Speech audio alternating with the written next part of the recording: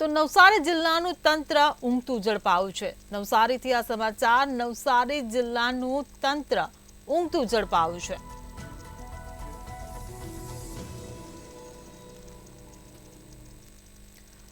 તો નવસારીમાં વિલ્સન પોઈન્ટમાં થિયેટરની કેન્ટીનમાં આગ લાગી હોવાની ઘટના સામે આવી છે। કેન્ટીનના સ્પાર્ક થવાના કારણે આગ લાગી છે।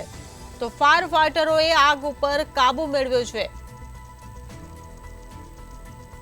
થિયેટરમાં એન્ટ્રી અને એક્ઝિટ માટે એક જ દરવાજો હોવાનું સામે આવ્યું છે।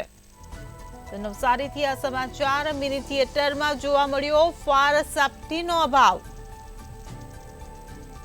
તો ફાયર સેફ્ટી વિના જ ધમધમતું હતું મિની થિયેટર। ત્યારે કેન્ટીનમાં સ્પાર્ક થવાને કારણે આગ લાગી હોવાની ઘટના ઘટી।